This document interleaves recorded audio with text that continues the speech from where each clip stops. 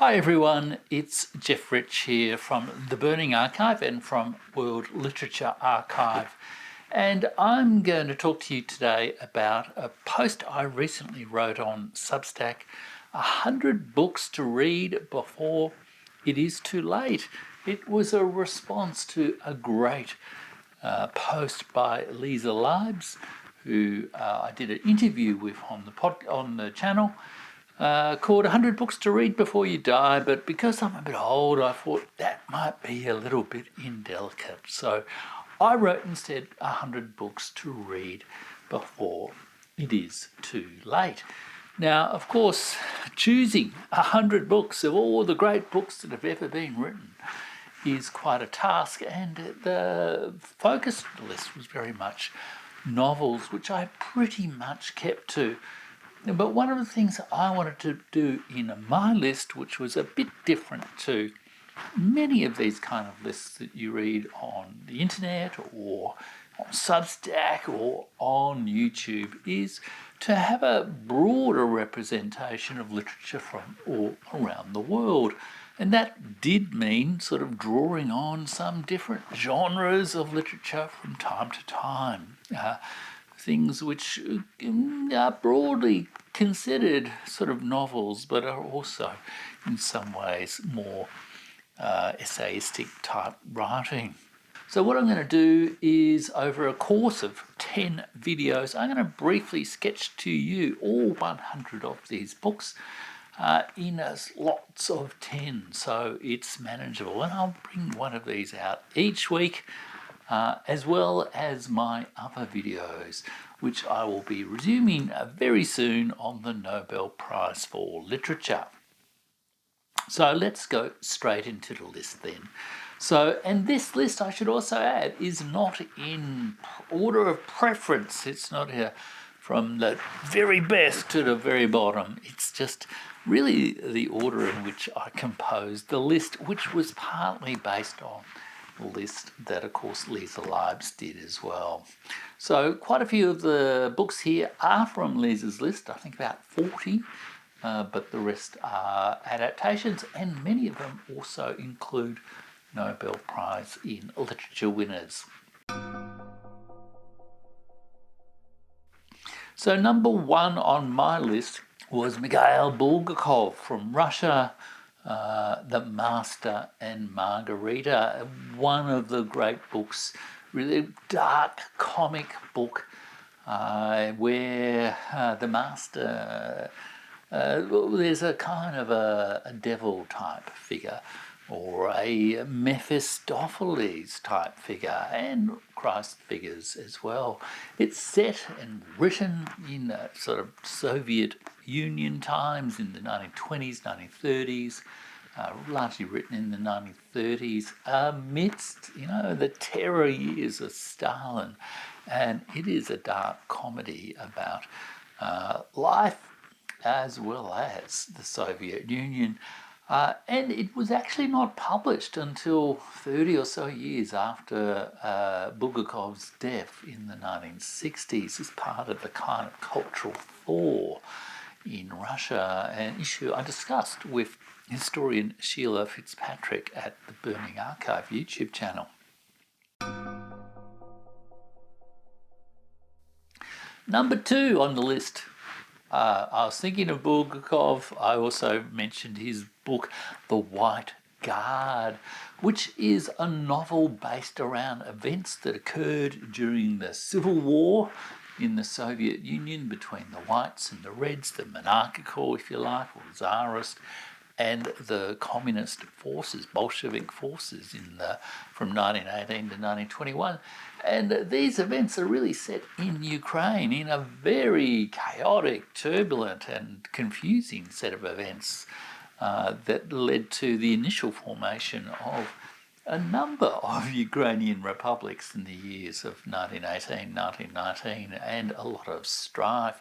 It is a brilliant book. It was actually published in 1925, so it is a book whose centenary we commemorate this year. Some people say 1925 was the greatest year in literary modernism, and The White Guard is certainly one of those books. Number 3 is another very famous Russian author. Mikhail Bulgakov may be less famous to many Western readers, but Fyodor Dostoevsky, the great psychological novelist of the 19th century, is well known, and both number 3 and number 4 are there on the list. Number 3 is Crime and Punishment, the story of the murder of the landlady of Raskolnikov and the pursuit of Raskolnikov, the sort of nihilistic almost student who is pursued by an inspector and pursued by his guilt, who's personified in various ways in the novel. It is a great novel. If you ever get the chance to go to St. Petersburg, you can actually do walks based on the various walks of Crime and Punishment. You can go to the apartment where the murder was reported to happen or was described as happening. And it is a really great little piece of literary tourism.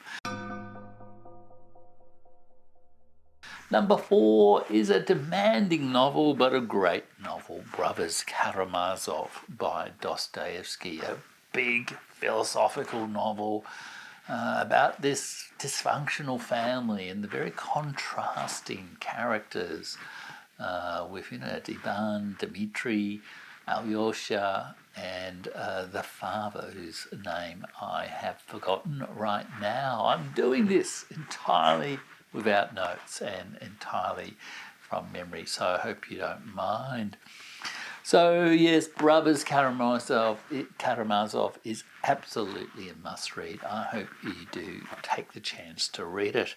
I was on a bit of a Russian roll, clearly, in my mental preparations on the list. And so number 5, of course, is Anna Karenina by Lev Tolstoy, the great Russian novelist. Leo Tolstoy is often known as in English.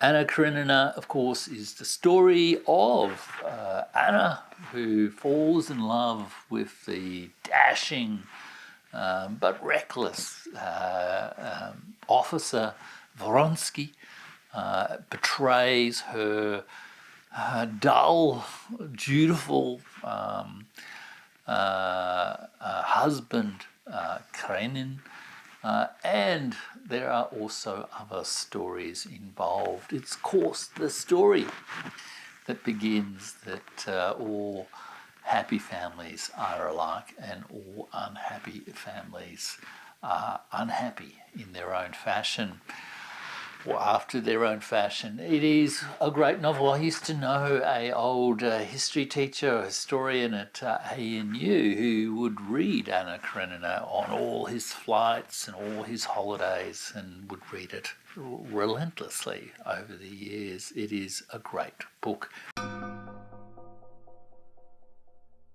And so is, of course, War and Peace, the classic long novel, almost written as a history book as much as a novel. In a way, one of the great historical fictions of the 19th century. Also an essay on history. It was a very, very profound reflection on human affairs, War and Peace, clearly describing how Russia responded to Napoleon's engagement with Russia in the early 19th century, and then his turn against Russia, his invasion of Russia in 1812, and ultimately the defeat. And we get a cross-section of Russian society and characters, some of the great characters of literature. And of course, a long, complex essay at the end about the nature of history and the extent to which even great men like Napoleon or Kutuzov or Alexander I, Tsar of Russia, really controlled the events of history. To what extent are we all just carried along by the events of history? Number 7 is a novel that I do not know well. I have read parts of it, but it's George Eliot of Britain's Middlemarch, often cited by many as one of the great literary novels of English literature, written in the 19th century. Middlemarch is set in about 1830, early 1830s in Britain, in a provincial town, Middlemarch. And of course, this is a very critical period in English history after, I guess, the Industrial Revolution, working class protests, and the adaptation of their sort of aristocratic Whig society to an emerging industrial and commercial middle class. There's discussions of the nature of women, of marriage, idealism, self-interest, religion, hypocrisy, political reform and education, and of course all the emotional stories of George Eliot's great writing. George Eliot, in case you don't know, is not a man. It's a pen name for Mary Ann Evans, and the novel was written about 40 years after the events it describes. Mary Ann Evans is a fascinating character, one of the great novelists of the 19th century. The 8th novel, prompted perhaps by thoughts of great novels of English literature in the 19th century, is the Palisin Novels series by Anthony Trollope. Now, Anthony Trollope was a very popular, very remarkably productive novelist. He wrote 2 great series of novels, the Barchester Chronicles, which was a series of novels based around sort of church politics, the life of bishops and priests and that sort of thing, who were closely integrated into the bureaucracy and the political, aristocracy of Britain in the 19th century, and a provincial town, Barchester, where these events occur. And there were, half a dozen or more of those Barchester Chronicles. And then the Palisin novels are a bit similar, but they're his more political novels. They trace some aristocratic and political families and characters in England in the sort of, the second half of the 19th century. There are figures who sort of are, in a way, portraits of Disraeli, portraits of Gladstone, but also incredible portraits of the Palises, aristocratic family, with one particular character, Plantagenet Palliser, who ultimately, reluctantly, becomes Prime Minister in a way that sheds extraordinary light on the nature of 19th century society. Great political novels. I read them so enthusiastically in my teen years, and they are well worth going back to, both for their insights into politics. Trollope himself worked in the post office. Indeed, I believe he designed the post office box that is used to, hold mail. And he was also a very, very productive novelist, writing regular amounts every morning. So absolutely check the Palisin novels. I'm sort of cheating a little bit there because there are, again, 6 or 7 of those novels, but I think they can be thought of as one whole series. Of them all, perhaps my favourite is perhaps The Prime Minister of Phineas Finn. The ninth novel is Madame Bovary by Gustave Flaubert from France. The story, and well, I guess another story of a bit like Anna Karenina, of love betrayed. A provincial housewife feels bored and has an affair, which ultimately destroys her. It is a great novel, of course, renowned for the precision and the labours that Flaubert went to compose his perfect prose in French. But a great novel to read, even in translation.